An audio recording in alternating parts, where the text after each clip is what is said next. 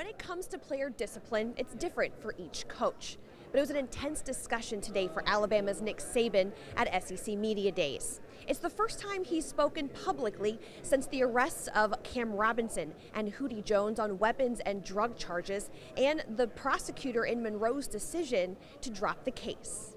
We're always going to be very supportive of trying to help the players. To think that the only way to help players is suspend them for games, I think is a punitive attitude that may not be correct. Robinson and Jones were arrested earlier this year for possession of marijuana and a stolen gun. But the Ouachita Parish DA decided not to prosecute, saying, quote, "I refuse to ruin the lives of two young men who have spent their adolescence and teenage years working and sweating while we were all in the air conditioning."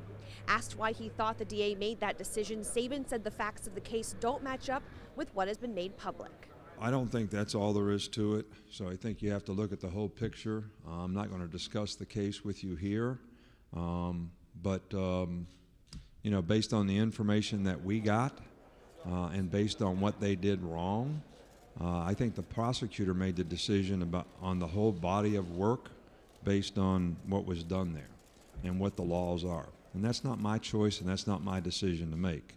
I'm also making this decision based on the history of the kind of people those players have been in our program and the things that they've done to change their behavior relative to our program. Saban got into a heated exchange with Paul Feinbaum on the SEC network on whether or not to suspend the pair.